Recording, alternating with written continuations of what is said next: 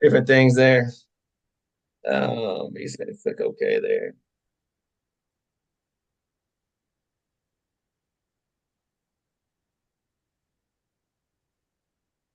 All right, we'll get started. It's 8 o'clock, and I'm a coach, so I'm prompt. I'm Dan Rothert, top student athlete recruiting. This is like I've had about 4 webinars this fall um, on all different topics, and tonight's kind of wrapping that up. And on the start of Christmas weekend, I got some guests here to do a coach question and answer. 2 college coaches, they're going to answer question and answers about anything that you want to ask about the recruiting process, and from how to get started to different things along the process and how it's going and what it looks like and those types of things. But top student athlete recruiting, I help college coaches, college soccer coaches, and college soccer prospects connect. Help them find schools based on their ability levels and priorities, right? Every player that is out there has different ability level, and coaches are looking for different things based on positions, based on the styles of play, based on how they want to do things. But also, you as a student athlete have different priorities. Like, are you is academics your highest priority? Or is soccer your highest priority? Is social? Is financial? The cost of college? There's a lot of different things that go into this thing, and it's a pretty confusing process. There's a lot of things that are going on. There's camps. There's lots of confusion on should I attend all these camps and chase all these different things, and what level am I good enough to play at? There's a lot of challenges with that stuff. So I'll kick it off with a quick introduction. I'll let these coaches introduce themselves briefly, and then we'll jump into some questions. So why don't we start with Nick? Why don't you start? Hi, everyone. Nick Rizzo. I'm the head women's soccer coach at St. Mary's University in Winona, Minnesota, Division III. I played for Dan at Loras College many, many years ago as a Division III soccer player. I coached at Aurora University as a graduate assistant for a few years, and then was actually here as an assistant for 3. I was a head coach on the women's side down at Monmouth College in Illinois for 4 seasons before coming back up here to St. Mary's. And so, yeah, my background is definitely more in the Division III world, but it's I obviously know all the different worlds in terms of Division I, Division II, NAI, JUCO, because we recruit against them, we follow them, and things like that as well. So it's definitely somewhere I'm mainly stationed in Division III, but I feel like I can answer questions across a lot of spectrums. And Nick has coached men's and women's, and Yeah. so he's been on both sides. It's more women's of late, but I think some great experiences there, and yeah, I think all coaches can talk across all levels at this point. Tony, go ahead. So Tony Gwynn, I'm currently the head coach at Whitewater University for men's soccer. I've been there 14 years. Prior to that, for 4 years, I was the head women's coach at Western Illinois. So that's Division I, and Whitewater obviously is Division III, if you don't know that. And then prior to that, for 4 years, I was the head coach at St. Mary's University. That was my first college coaching opportunity, and that's where Nick is today. So life kind of goes full circle. I'm looking at a young me. And then prior to that, for 12 years, I was the head coach for men's and women's soccer at a Catholic high school in Racine, Wisconsin. So I did the high school thing as well, not to mention probably 15 years of club soccer. So the only avenue I haven't been in is Division II, but I have done the men and the women on both sides of college. So I have some insightful perspectives in both. Yeah. It's great. It's great. And to preface me, obviously, like I've run top student athlete recruiting for the last 5 years, but prior to that, I was a college coach for men's and women's for 20 some years. So I think there's a good array of knowledge here. I'm not going to try to answer many questions. I answer them all the time. I want to hear what the coaches have to say, and they're going to give honest answers. They're going to be straight up with you. That's what top student athlete recruiting is about. There's a lot of fluff out there in this world, and pressure to do different things, and I try to bring a realistic point of view to the whole process. So Put questions in the Q&A or the chat. We'll get to them and go from there. But that's a good first question. What attributes or skills do you prioritize when evaluating prospective student athletes? So what are you looking for in the student athlete? Who wants to tackle that first? So why don't you go first? You've been doing this longer than me. Oh, so what attributes as physical skills are you looking for in a soccer player? Well, athleticism is really important. Speed does matter in the college game. Toughness really matters today in the college game. And I'm always looking, me in particular, I'm always looking for does a player do anything better than most people on the field? I'll give you an example. So when I go and watch a game, does that one person dominate the game in the air? If it's in the women's game and you go watch a women's college or women's high school game or club game and you see a girl who dominates the game in the air I bet you she gets Nick's attention. So that even stands out more in the women's game. So I always look for what does an athlete do? One or two things that they do better than everybody else on the field. Hitting a big ball, their speed and athleticism, their toughness. They always seem to be the person coming away with the ball in a 1v1 situation. Their ability to pass short and long range passes. That's the kind of things I look for in a player. What about you, Nick?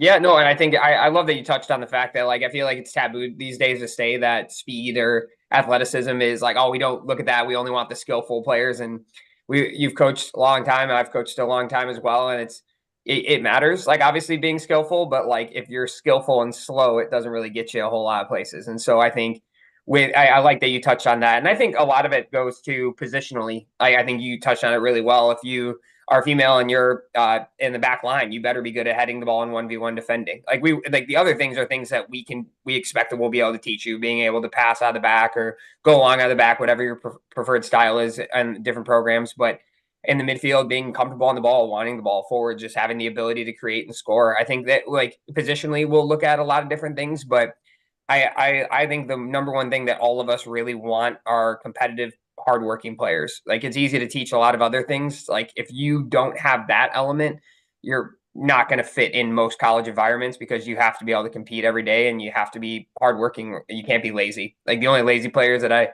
if you scored 30 goals a year for me, I'd let you be lazy, I think. But like other than that, like I don't think any of us have the luxury of having anyone that's lazy on the team. True. Yeah.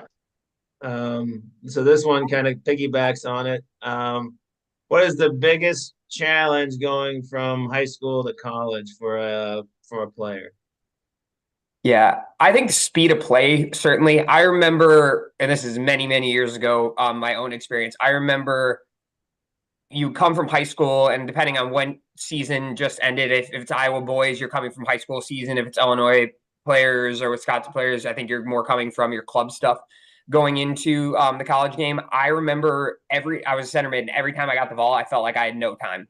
I remember like that was the biggest thing. That was an adjustment for me as a player. And I think that's still what you would say is an adjustment for a lot of freshmen coming in is the speed of play, the physicality, just because people are just older and faster and they get to you a lot quicker. And I think if you can adapt to that stuff and you can make your brain work a little bit faster and be physically able to compete, I think that will give you as a freshman the best chance to come in and play right away. It's not easy to come in and play right away as a freshman at any program. And so I think if you can be quick on the ball and you can be physically up to the task, you're not getting shoved off the ball. I think those are what I've seen as two of the bigger adjustments. Yeah. From a playing perspective, then you can break it down into positions. So biggest adjustment for a goalkeeper is crosses coming in. Now every guy can strike a ball really well. Now you better hold on to stuff. You can't just parry everything. And then if you have to parry something, where do you put it? Because if you just leave it right in front of yourself, it's going to be a goal. Now when guys come in for crosses, the ball's whipped in. But now there's guys that are 6'5", 6'4", 6'3", who can bench press 215 and they're going to head the ball, and they're going to put you and the ball in the back of the net at the same time. And then for forwards, I find it's playing with your back to the goal. It's having the ability to continue to take people on even though you lose a lot of battles. Trying to find your shot. That's the hysterical thing about forwards, and they come in when they had 32 goals. I had a guy who had 115 goals, and we went like, 5 training sessions, and he's like, "Coach, I can't even get a shot off." Yeah, because everybody's bigger, stronger, faster, everybody's smarter. And one of the biggest adjustments is you're 18 years old and you're playing against people that are 23, 24 years old. You're playing against, on the guy side, now you're playing against men. So that is a huge adjustment, not to mention the psychological adjustment of moving away from home, doing your own laundry now, eating in a cafeteria, feeling awkward, feeling I'm part of this team, but I didn't grow up with these guys. I don't really know them. So there's a lot of life changes that go on all at the same time as soccer starts too.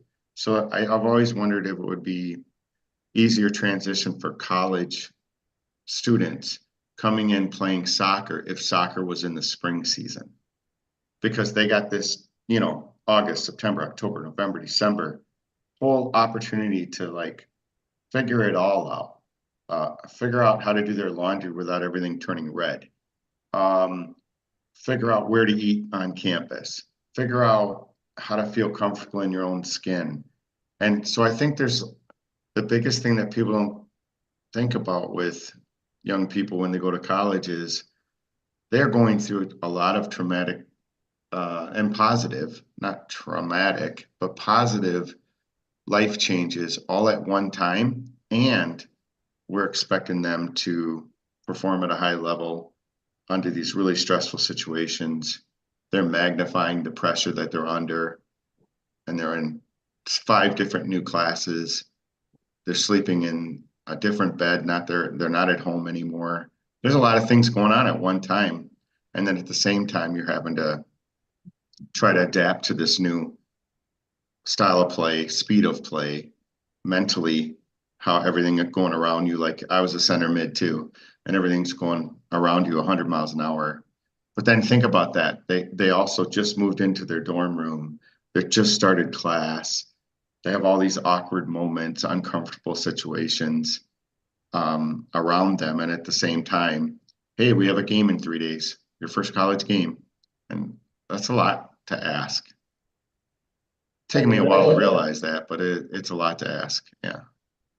Yeah, I think I'll jump in. I'll add 2 quick things. I think you're also a new player to a squad that's been together possibly for a couple of years, right? So you're like trying to figure everybody else out. Hey, where does this player likes the ball? This player likes it to space because they're fast. Well, you don't know that yet, or you don't know exactly what they're looking for in terms of things, and you have to figure out the system and the new style of play and the new coach and what the coach wants and things like that. And the other thing I noticed too is I think the ball's in the air a lot more in college, right? So I think people aren't used to that. You mentioned that earlier in our previous question, like seeing a player who can head a ball. I think in club and especially club, but the ball's on the ground a lot.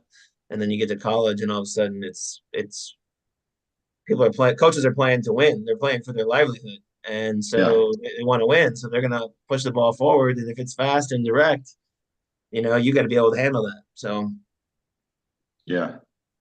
All right. So we had a lot of people jump on in the last couple of minutes. So I just want to reiterate, I'm Dan Rothert, Top Student Athlete Recruiting. I'm hosting this webinar tonight. It is a webinar setting, so you won't be able to talk. You just hear the 3 of us chatting. There is a Q&A where you can put questions that will get answered by our guests tonight. Tony Gwynn is the coach at UW Whitewater, Wisconsin. He's a men's coach at the Division III level, but he has coached women at Division I and at another Division III school, St. Mary's in Minnesota, which is actually where Nick Rizzo, our other guest, is the women's coach currently, and he's also coached at several stops along the way as well. So, and they both coached on the men's and women's side, so they can answer questions from both sides of the fence because there is a little bit of difference, but there are a lot of similarities. So as we get into it a little bit, how do you weigh the importance of club soccer versus high school soccer when evaluating prospective student athletes? Nick, why don't you start with you? Yeah, I think obviously we're gonna place more weight on the club game just because it's all players that are playing year round that are in a competitive environment. And obviously there's some high school situations that are really, really strong. Like there's a team in Minnesota here that sends essentially their whole team Division 1 every single year. They have a player playing in North Carolina, another one got Division 1 Rookie of the Year. And so like there's definitely really quality high school programs out there. But when we're looking at players, we are going to definitely place an emphasis on your club stuff. That doesn't mean we won't come to high school games, but that's normally to just say hi and to follow up with recruiting you. I wouldn't say a ton of evaluation is going to go into the high school game unless you have no other avenue which you're able to be evaluated in. So if like your club team isn't the best setup where you're from, or maybe you don't have access to get to some of these ID cam showcases, things like that, and high school is all you have, then obviously we'll use that. But in an ideal world, there's other avenues that we'll use above that, and high school we'll use just to follow up with you and let you know that we're still very, very interested. Okay, so so I think you play both. I'm going to tell you that I'm a fan of kids who play for their high school teams. A big fan of that. I'm going to tell you that I'm not a big fan of kids who quit playing for their local high school teams to play club soccer. I'm not a fan of that.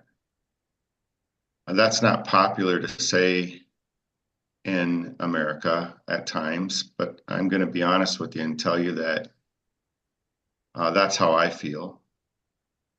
I really also like kids who are multi-sport athletes.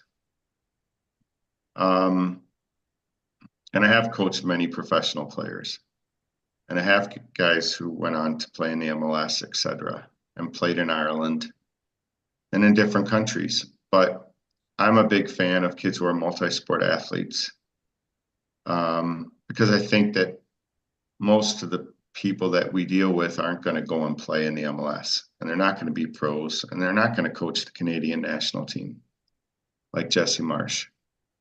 But I worry sometimes that clubs also kind of force kids to sacrifice other things that they're doing with their lives in high school.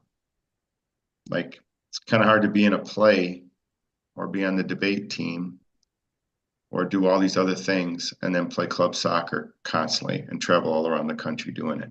So I know that that's unorthodox approach to recruit, and maybe a different mindset than some people want to hear.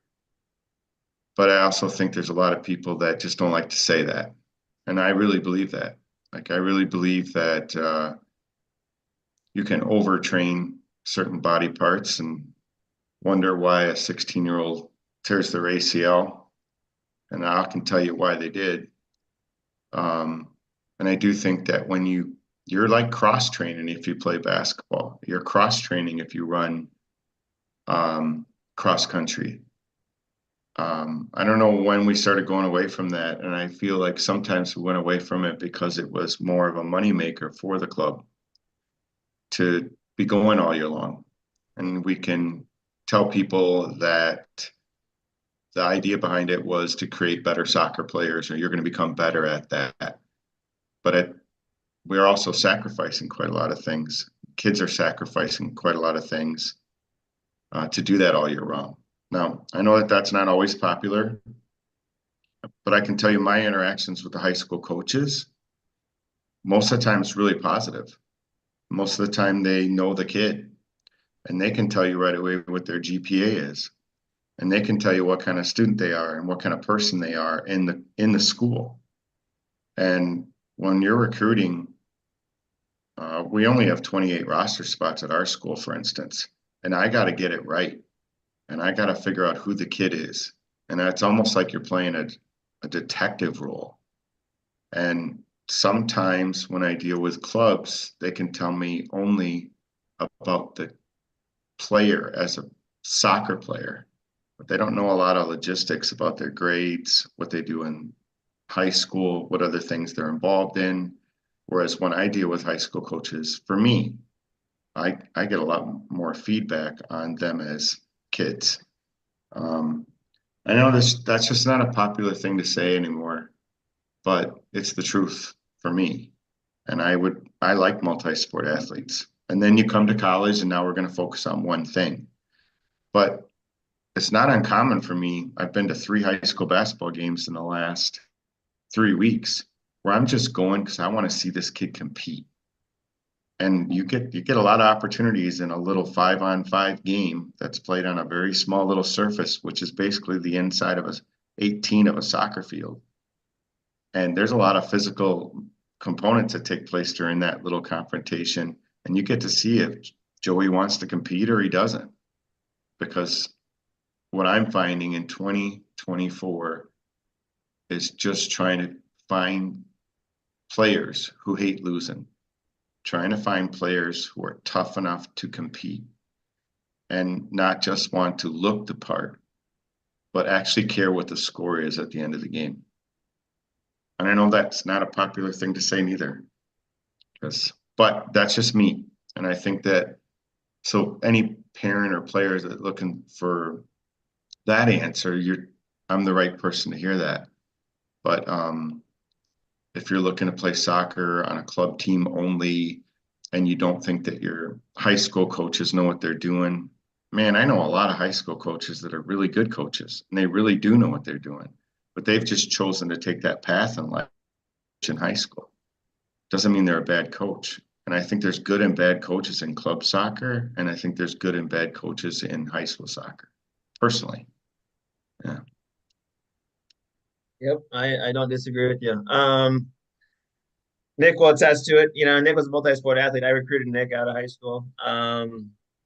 And our teams were really good when Nick played, and we went to several Final Fours and things like that. And our back line was dudes that played safety in football and wrestlers and dudes that just could compete. Yeah. They were not going to give up a goal. They were going to lay their life out for not giving up a goal. And what did we give up in 1 year, Nick? Six goals in a whole year? Yeah.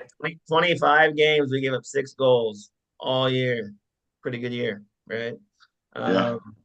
Anyhow, so how do you balance? There's a question on here, and it kind of goes into that question. You talked about some multi-sport stuff.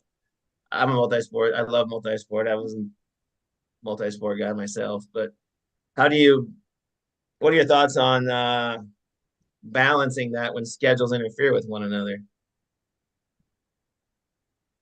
Yeah, I don't know if there's a one size fit all answer for that, just because you're the one that knows the coaches that you're dealing with. And I think that you ultimately are going to have to make a tough decision when those things conflict. And you're going to have to decide what's best for you and your teams and your family. And you guys will know better that, like, if you have one coach that is not going to react particularly well and the other one that would react a little bit better, it might be just more convenient for both sports to continue to having success with, to make a decision that would allow you to keep doing both at a high level.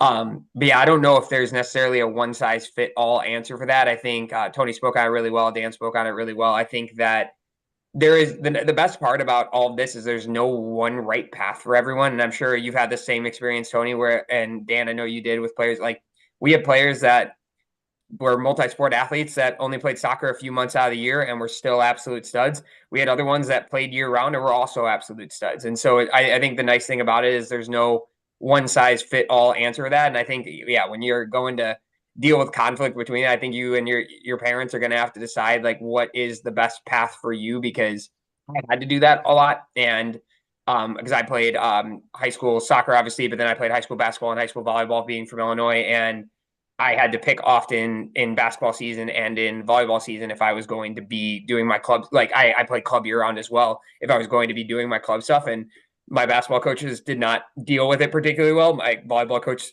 dealt with it particularly well. So in volleyball season, I tended to play more soccer And in basketball season, I hardly ever got to play soccer. So I don't know if that answers it, but you just got to figure out what works best for you, I think, because coaches are tough at times.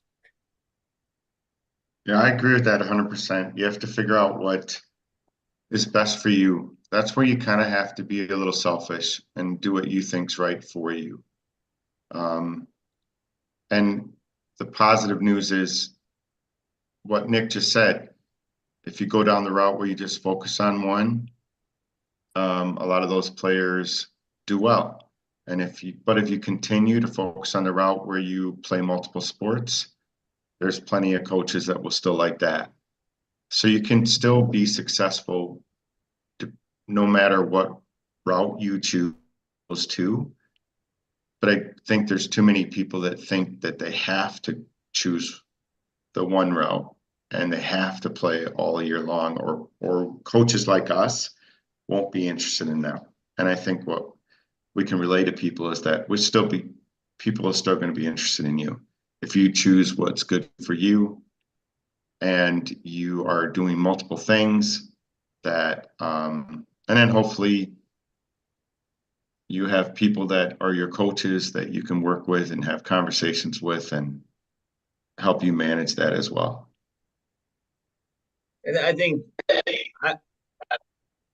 don't give up the present for what might be in the future, right? Like I always think that that's something that I like to preach is, are you going to give up being a multi-sport athlete and having fun in the time of your life in high school or even earlier than high school, and then you don't even really know what's out there, right? Like, and what's ahead of you, and you think you're doing it for this dream of playing college soccer, but things can get in the way. You can get injured. You can fall out of love with it. You can get good at something else.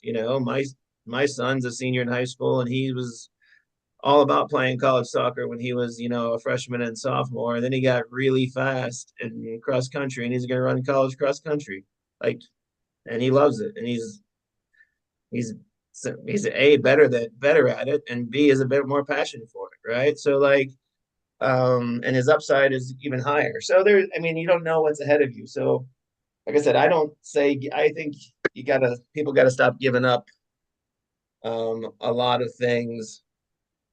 If they still love multiple sports, do it. If they still love things, continue to do it. If you're good at it, you can help a team, you love doing it, do it. Don't give it up.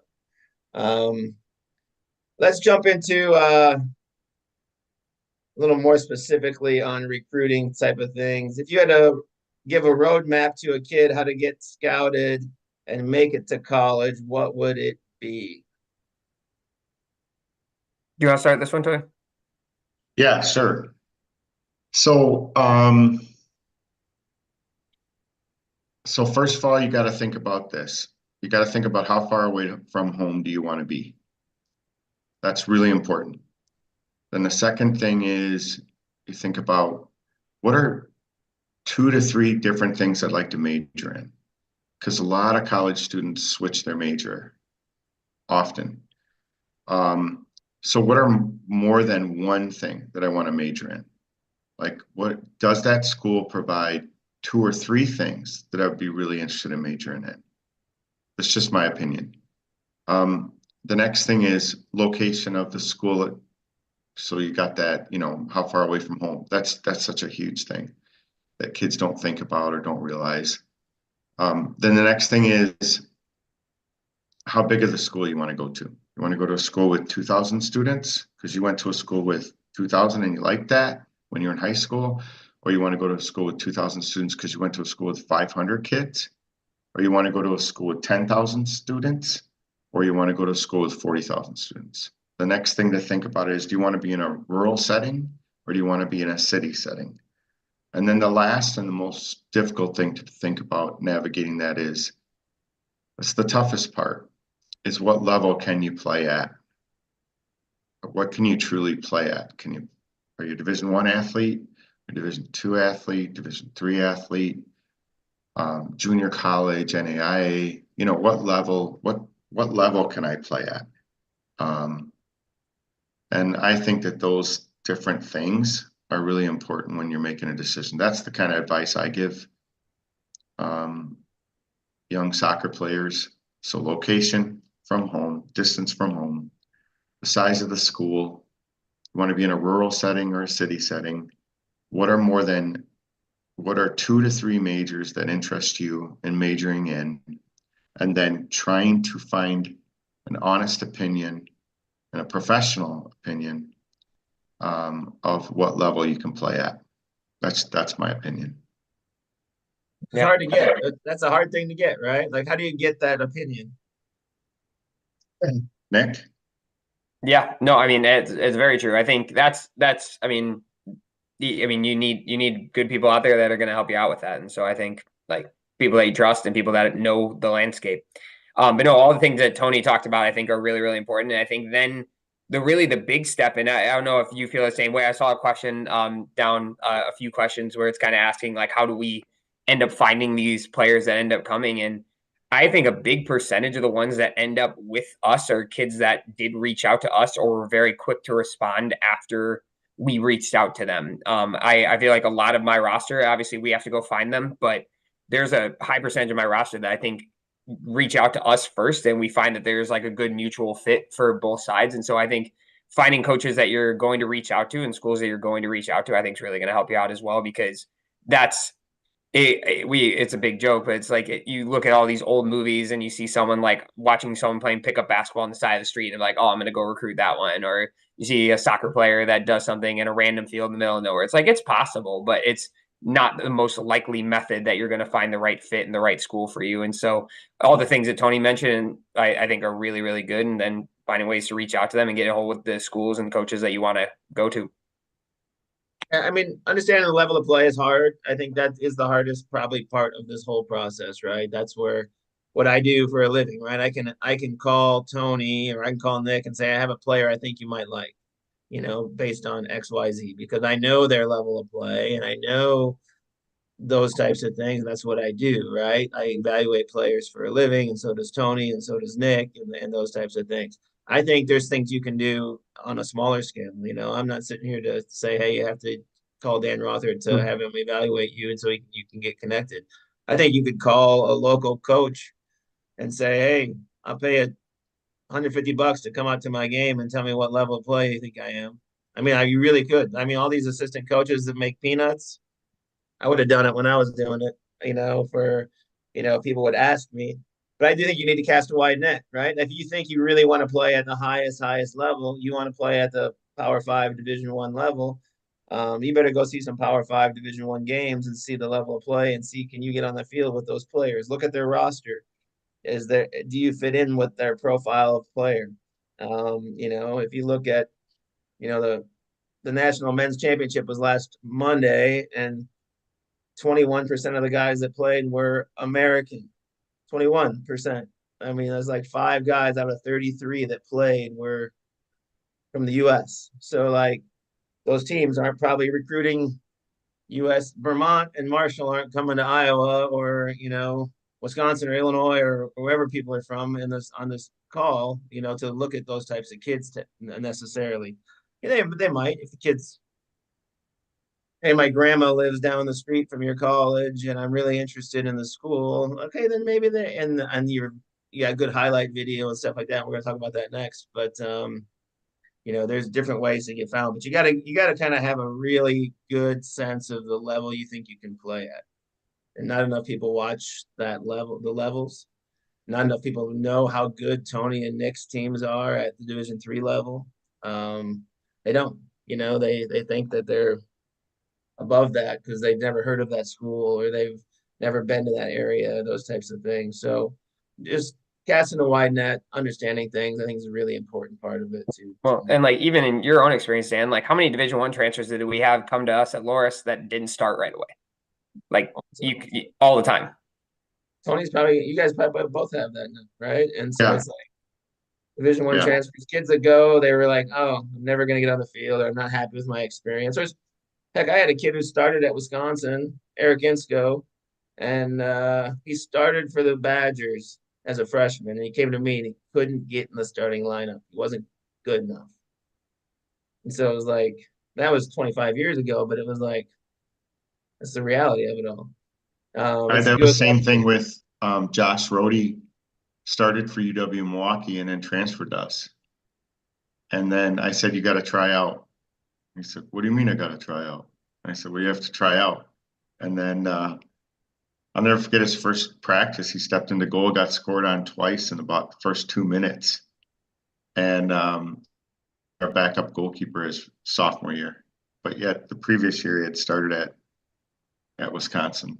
But I mean, Dan, like, just to throw some kudos to you, when you call me about a player, I'm really excited because you know what it takes to play at our level and what it takes to play just generally in college. And then after all years of experience doing this and coaching for so many years at many levels, I think people trust you. And that's the part. So I'll get a guy who contacts me and says, my son can play at your school, or I think my son could play Division I, but he's interested in Whitewater.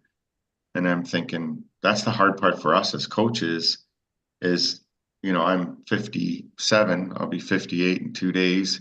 And I have a lot of contacts and a lot of relationships with people.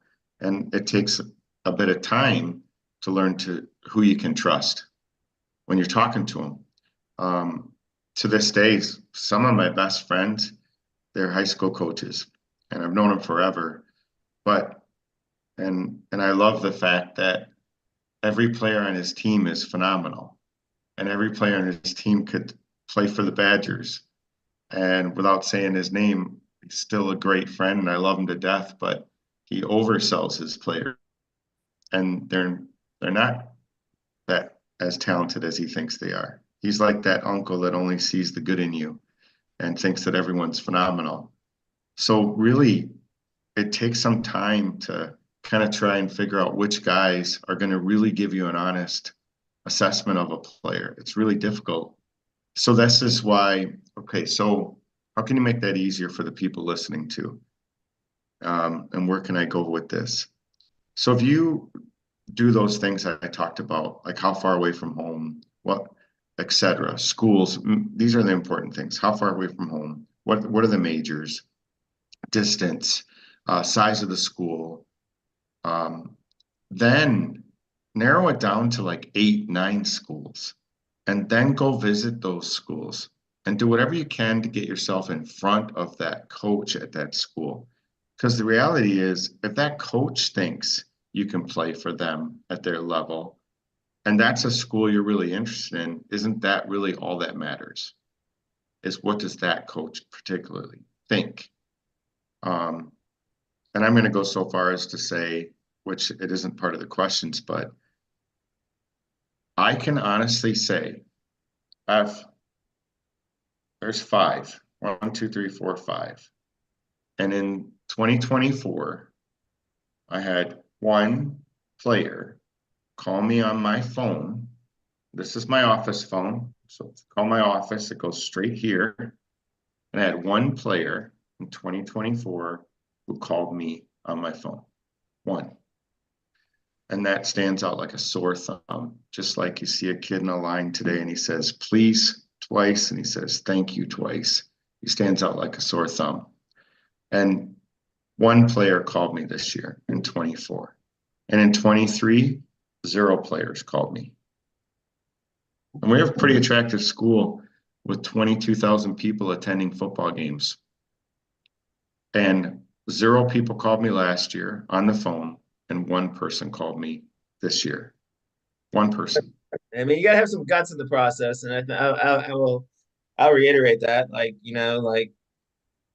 did you go and, after you went to a game to watch a college game, did you go introduce yourself to the coaches afterwards, right? So like I get kids that, hey, I went to this college game. Did you go talk to the coach after? No, I was just there to see the level of play. Well, why didn't you go up and introduce yourself to the coach and try to put your name on it, then follow up with an email or a voicemail or a call? Like and you set yourself apart. Like coaches, I mean, you guys get hundreds upon hundreds of emails, thousands of emails over the course of the year, I'm sure. And Yeah. around an event and around a showcase event or a camp, you're getting hundreds of emails in a week. How are you going to stand out?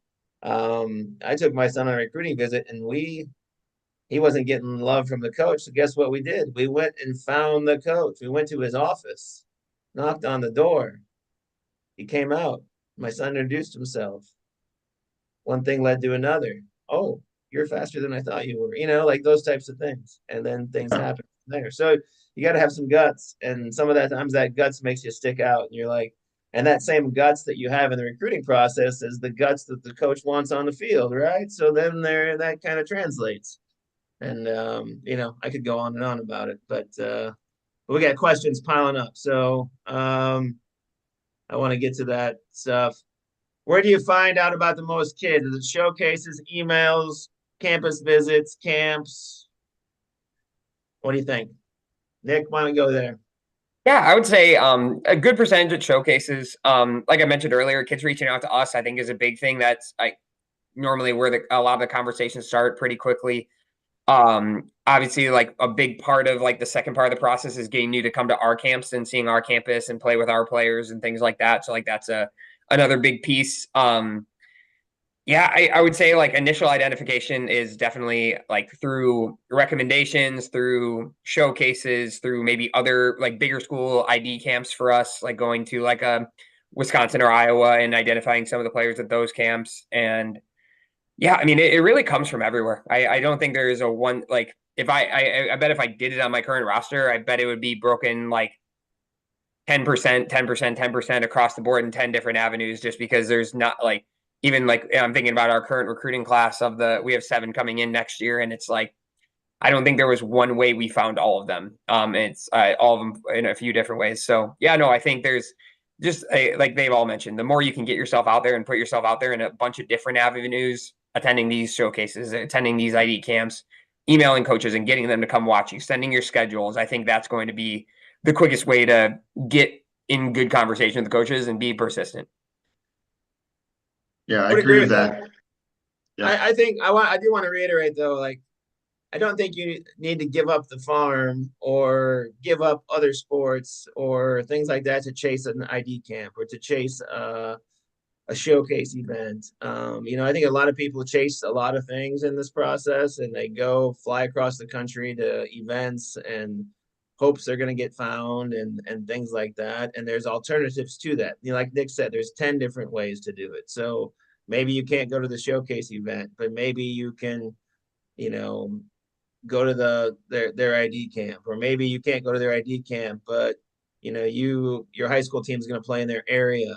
There's a lot of different ways you can get in front of a coach, and you can utilize your um, priorities and the things that you're looking for, and ways to tell them why you need to get in front of them. I think you got to use what's at your advantage, but again, don't give up everything.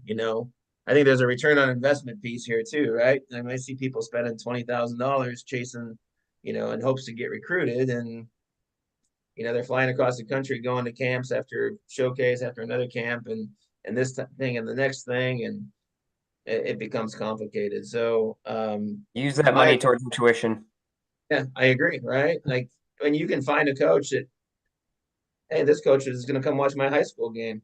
Guess what? High school soccer is free, right? Yep. There's coaches that will come watch you play high school soccer. That's the truth of the matter. I talked to Illinois Chicago men's coach last week. He's a Division I coach. He's like, I love high school soccer. Love it. Like, still loves it, right? So those things are out there. What do you think? What's the best way to start communication with a coach, and when should you start trying to get recruited? You can go for that one. I think timelines are a little bit different with men and women, but Tony, why don't you start with that one? When you get recruited. So I think your junior year is really the most important for me. When we start recruiting kids their junior year, we're a little nuttier than other places. So it'll be like August 1st of a kid's senior year, and we might be done with all the classes. It's not uncommon. Or you'll run into a player and a guy will call me, a college coach will call me up and go, you know, this junior, he just started playing in September and he's already committed to Whitewater. How do you do that? So, I think, you know, end of your sophomore year, your junior year, I think you start going down that path. That's kind of how we do things. We do things a little ahead of things, and I think that started from being in Division One prior to being at Whitewater, which the timetables, you know, definitely ahead of pace, and then we just continue to do that. And I think our situation, compared to some other Division III schools, is we're just that limited roster spot thing. So we are only allowed to have 28 players. We can't go over 28. So we do recruit. That junior year is big for us, and that summer of yours going into your senior year, that's how we do things. I don't know. How about you, Nick? Yeah, I think it's pretty.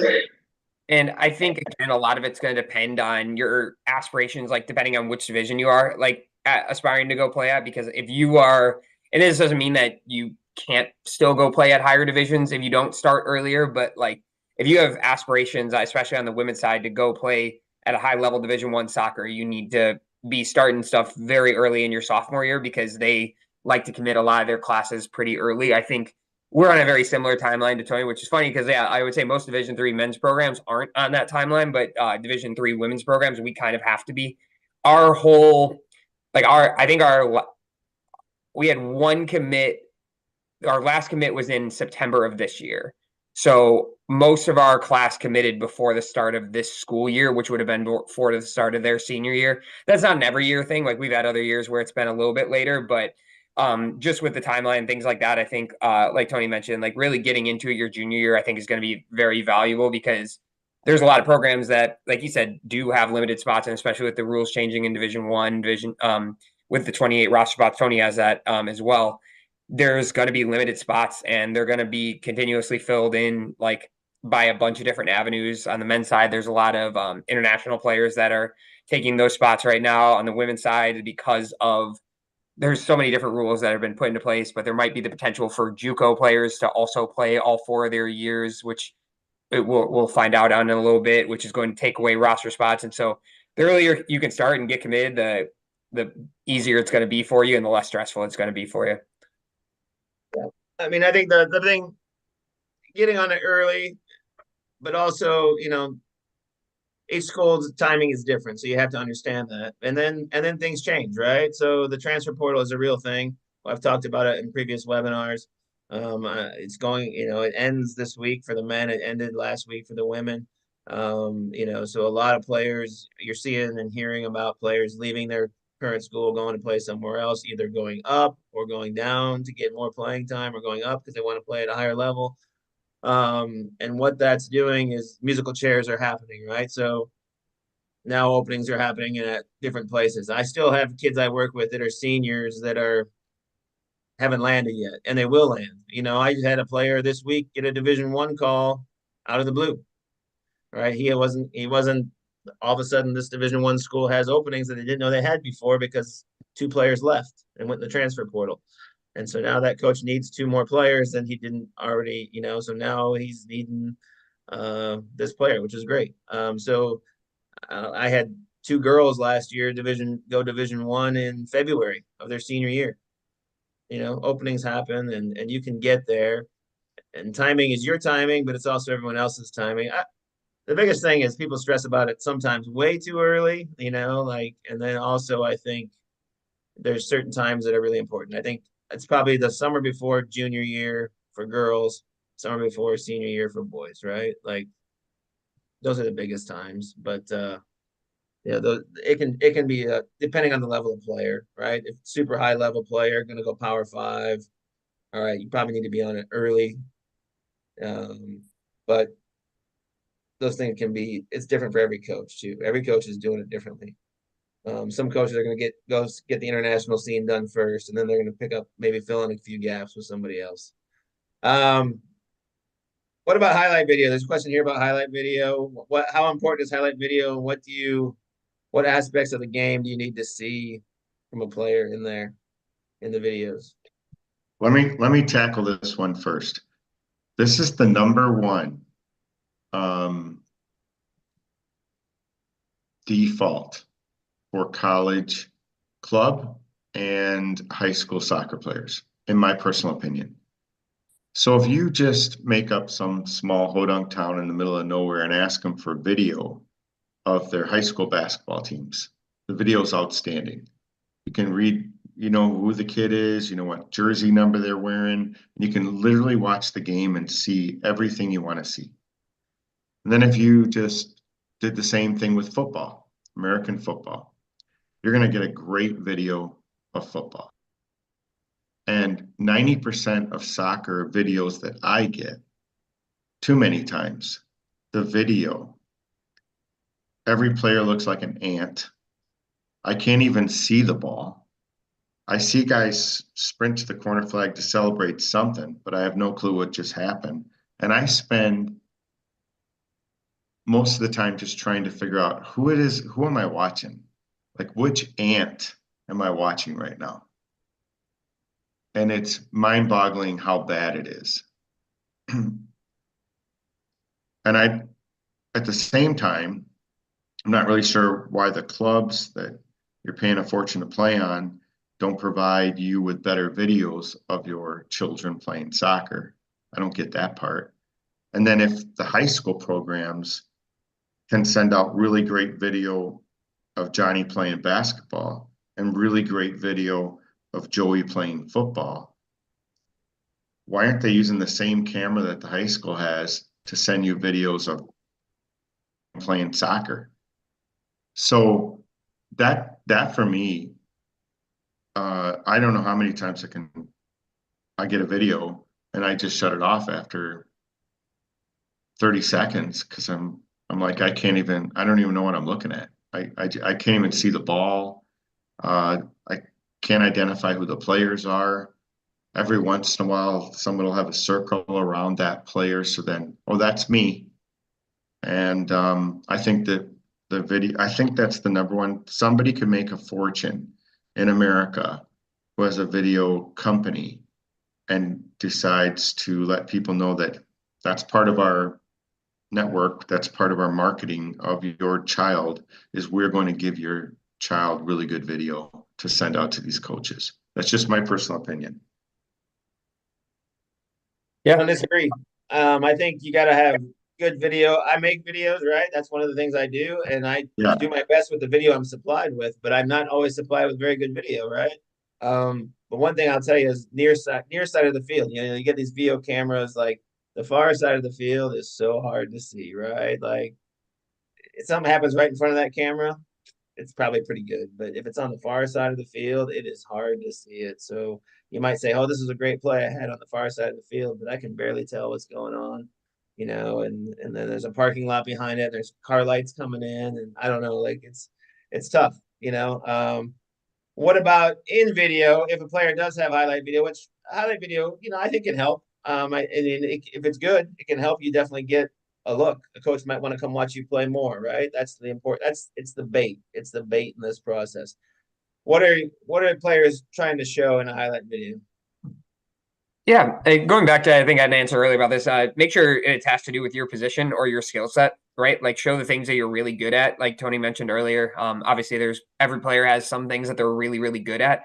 Make sure you're highlighting that. So if you're a defender, again, none of us are going to turn down a person that loves to defend 1v1 and is a good 1v1 defender. As a defender, we need you to head the ball.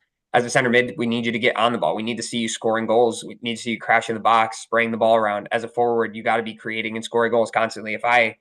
I'm sure it's the same way with you, Tony. If I have a forward highlight tape in the first minute, I don't see them score a goal, I'm probably turning that highlight tape off. It's like that's what we need our forwards to do. And so I think showcasing the things that you're good at and showcasing the things that are important for your position, I think is really important because, again, if you're a center mid and all I see you is taking throw-ins, well, it's like I need to see you on the ball. I need to see you in the middle of the field. And so I think just finding what you're good at and making sure you showcase that, and also showcase it at the beginning of the highlight tape.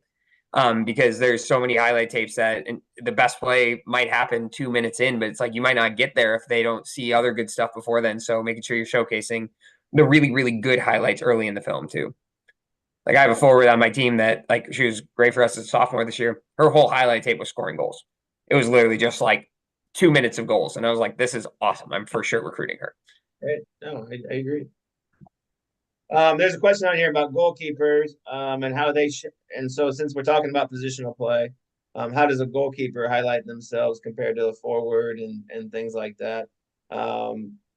There's some complications with goalkeepers, right? So you could go to Nick or Tony could come watch your high school game or your club game, and you're a goalkeeper and you don't touch the ball that day, right? So that's reality. How does a goalkeeper show their stuff, and what do you look for from a goalkeeper? Yeah, it's probably the most important position to have a highlight tape in for exactly what Dan mentioned there, because there's no guarantee when we go to watch a play that we get to see enough. And so when you're looking at those highlight tapes, obviously shot stopping is a big component, like making sure that you're coming out, making saves, making sure you're coming out, grabbing balls. Like Tony mentioned earlier with men's goalkeepers, being able to deal with crosses and just how the transition that has going into college. But I don't need to see more than one goal kick. I feel like there's highlight tapes that I'll see where like the goalkeeper will take like 15 goal kicks and it's like, I was good after two. And so make sure that you like don't overemphasize things that probably aren't that important. If you're going to a team or aspire to go to a team that has the goalkeeper playing out of the back, make sure that you are showcasing your ability to do that, because there are a lot of teams out there that do like to play to their keeper's feet a lot. And so if you're aspiring to be a keeper on one of those teams, make sure that you have that in there as well. Yeah, I think I agree with everything you're saying. I think that some people, when they're making their videos, I tell you what I like. I like it when you got a kid and he's standing on top of the 18 and he introduces himself. He said, hi, my name is, and I'm from, and I'm really interested in going to college and playing college soccer. 5'10", 162 pounds. And as a goalkeeper, I kind of believe that these are the 5 things I do really well. And, thanks for watching my video. I wish more people did that, right? Let's show your personality a little bit, talk a little bit. And then literally now your video camera's at the top of the 18. This is what I would do if I was a goalkeeper. Video camera's top of the 18. And I've got you standing at a goal, just getting your feet set, getting your hands set, and just dealing with volleys, and just showing me that you can catch a ball. And maybe I'm having you do some technical things where we're moving side to side. And then I'm having you dive to one side and dive to another side. And then I want to see you punt a ball, and I want to see how far it goes, and I want to see how you strike a ball. And I want to see you hit a ball off the ground, and I want to see how far it goes. And then you got your buddies, your friends, and they're located in wide areas and they're serving a ball. And I want to see you, I want to hear you, and I want to see you hold on to that ball and catch the ball. And I think because it's so specific, I want to see you do all things. And that's pretty simple to do with your mom, your dad, and you're setting up a tripod camera and you've got your kid in the goal. And I love seeing those things. And if you're a striker, same thing. I like the videos where a kid gets in front of the camera and goes, my name's Tony Gwynn. I had 37 goals this year for my high school program. I'm 6'2", 175. And if you have some statistics like vertical is this, my 40 time is this, my mile time is this, I bench press this. And then I want to see you, like, show me on the video you striking a ball. If you can juggle a ball 50 times, juggle the ball 50 times. Have somebody that's helping you with the video that plays a ball to you and you strike the ball. It's a little bit more intimate. It's a little bit more, the camera's obviously on you. It's all about you. And you're doing things that I'm wanting you to see, that I'm going to see you do if you came to my camp. So I kind of like that. And you know where I get that from? I get that from international kids. International kids send me those videos where their faces in the camera and they introduce themselves and they talk for a good, 2 minutes about themselves, about where they're from, about what they want to major in, about why they want to come to America. And they say things like, I'm so thankful that you're watching my video. And if you like my video, please give me a call or contact me at this number. And then they put on a little demonstration where it's just inside the 18 and it's just them and the camera. And it's a lot more intimate, and you can see things. You can see how a kid strikes a ball. You can see how a kid receives a ball. They'll have guys serving balls from wide areas, and then you see the kid head the ball into the back of the net. I like that. And you can do a lot of things with goalkeepers like that. There was a guy named Eric something. He was up in Stevens Point. He was working with goalkeepers back in the day. I don't know if you remember him, Dan. And he would send you videos. Weiberg, and he still does it. Yeah, and they're good. Specifically for goalkeepers, they're brilliant. Because if you don't talk and you're a goalkeeper and you don't have personality and you're a goalkeeper, it's really difficult to play college soccer, right? I agree. Those are goalkeepers. Skill video is important. Nick, I know Nick needs to run, so thank him for coming. We'll stay on. Tony and I will stay on for one more question here, and then we'll wrap it up. I know we've been on a little bit, so thanks, Nick. Appreciate it. Thanks, guys. Bye, Nick. Nice. And then lastly, the last question I have here is, do you have to try out for college every year, even with a scholarship? Are full rides going away? And other than ODP, what is the next platform to play in? ECNL, club, things like that. I'll start tackling that a little bit, and then until you can chime in. But typically we go, you get offered a roster spot. You're on the team, and you have that opportunity to be there for the career. However, coaches get paid to win, right? And they may want to push you out a little bit, especially at the Division I level, because they want to clear scholarship money up for other players. If you're kind of taking you're not playing, they only have 28 roster spots, you have a half scholarship. They want to use that scholarship on a kid that's going to get more playing time. If you, after year 1 or 2, you're not getting playing time because you're not good enough, yeah, they can probably push you out.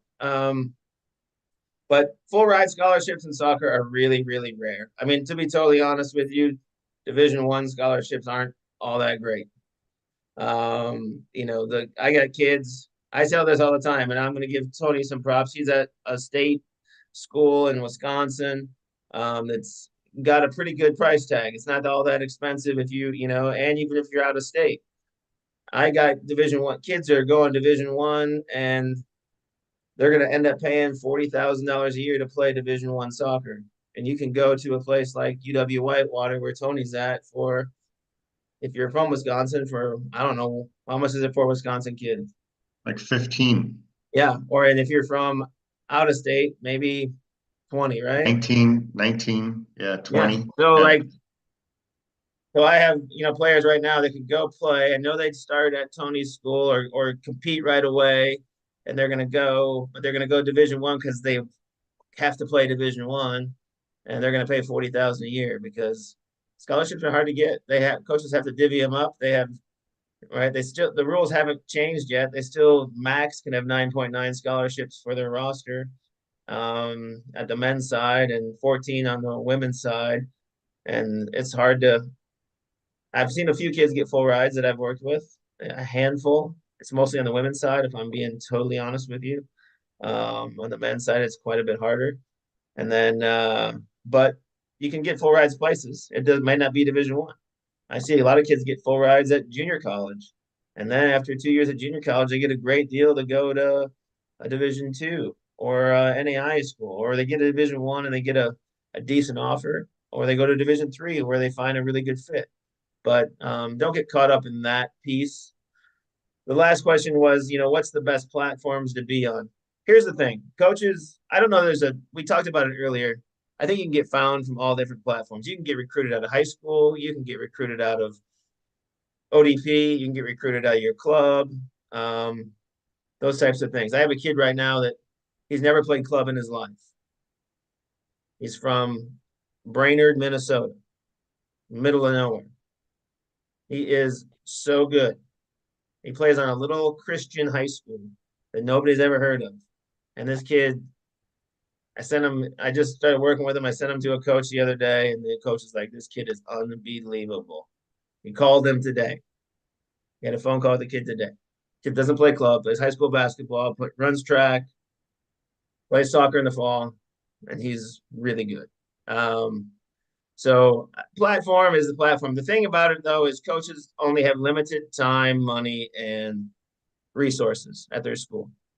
So how can I go see the most players for the price, right? I only have a budget of $2,000 for the whole year to go see kids play. Well, if I can go to 3 events and I can see all the kids I need to see play, I'm going to go to those 3 events. So MLS Next is the highest on the boys side. A lot of Division I coaches live at MLS Next. That's the truth. They still get some kids that don't play MLS Next, but it's where they're putting their resources to go to those events. ECNL would be second, but I think it's there's different levels within ECNL. There's different levels within MLS Next. There's some teams in MLS Next that never get looked at, right? There's some teams in ECNL that get rarely looked at. Then there's your club team and you got to be creative to where you're from. Like I said at the very beginning, don't give up everything, staying, the time and having fun and being a high school kid and playing other sports and things like that to drive 4 hours in a car to train ECNL one way and come back and live in a car for the hopes and dreams of getting a Division I full ride, because the chances of that are slim and none. I've had a lot of the kids go Division I. I think I have 2 get full rides. The full rides are usually a combination of athletic and academic money. And the 2 kids that went full ride were multi-sport athletes. Wow. So I think there's different platforms there, but there's different ways to get there. I could go on and on. Like I said, what I do is help coaches and prospects connect. Any last words, Tony? Well, your organization's the only one I trust that does what you do. So that's a plug to any parent that's out there. I think, yeah, I just think the reason I say that is because a lot of people that are in your business don't really have a soccer background, haven't been to a soccer game, and really oversee multiple sports. Whereas your kind of focus in life is helping young people that are involved in boys and girls soccer, men's and women's soccer. And so you have a much better clue on how to steer them in the right direction, and set them up for success. So I think that's really important. I think that as far as platforms go, if you're a talented kid, people will find you. And doesn't take a long time to recognize sunshine. So if you're a talented kid, people will find you. And then never really give up on, if it's your dream to play in college soccer, there's a place for you. And there's a lot of places you've never heard of right now. And you actually go there and you think to yourself, wow, this university's beautiful. Wow, this university fits me. Wow, I never heard of this place before. But most of you never heard of your future wife or husband before yet, neither. So, but one day you're going to meet him and say, wow. And that's the same thing that's going to happen when you go to visit some of these schools and have an open mind.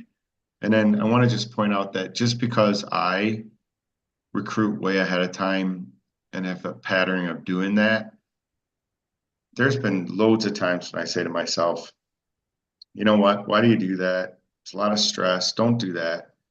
Enjoy this next season, and don't even start recruiting for Division III until August of the guy's senior year. And I would still be able to bring in really good recruiting classes if I did that. Because I can't tell you how many times I tell you, Dan, if you think about it, no, we're already done and I don't have any openings. And I'm lose 7, 8, 10 kids because of that. So I do think that more common in our level in Division III, it's more common that you can wait till longer to get involved. Like it's never really too late to try to tackle it, or it's never really don't think you're behind the 8 ball or don't stress out about it. Honestly, I think for any level. I mean, honestly, the way it's changed in the last couple of years with this transfer portal, I think there's always openings. Yeah. And how does that happen? When you said like 2 girls in February got picked up. I remember that because I was Division I coach, coaching women's soccer at Western Illinois. And then January comes and life happens. So 2 of your players don't return. Sorry, coach, I can't come back. My mom's sick. Sorry, coach, I can't come back. I decided to be a nurse and go to the local school. Sorry, coach, I'm not coming back. My grades weren't good enough. Real life situations happen. And what that does, then that opened up money. And then now you're looking and all of a sudden you're contacting someone or they just happen to reach out to you and you say, matter of fact, guess what? We do have money in February because it just came open. And that's probably what happened with those 2 players situation. If somebody didn't return, their money was now available and there was an option to recruit them. So you're right. It's never too late. And don't give up on, your dreams and aspirations to play in college soccer because there's a place for you. Yeah. I would agree.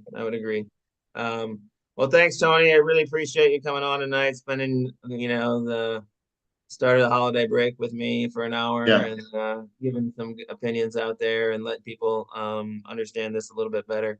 For those that I'll send a follow-up email if you registered to get on here tonight. So I will send a follow-up email to those folks. If you have other questions, you want to reach out to me directly, you can text me, email me, those types of things. My phone number is 563-564-6122. I just put it out there, but I will send a follow-up with all that information for people if you are interested in getting more in learning more about anything about the recruiting process. I'm an open book. I do coach. I still coach. I still coach high school in Iowa. I still coach with Iowa ODP.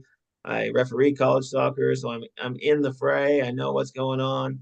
But this is really my passion is to help kids and coaches connect. When I see a kid connect with a coach and the program in a college where they're going to have a great 4 years and love their situation and get a great degree and graduate, that's when I get excited. So, but I appreciate, I have great friends in the coaching world, and I think that's a big part of the success of my program as well. So, Tony, thanks again. I appreciate it. Have a great Christmas. Have a great birthday.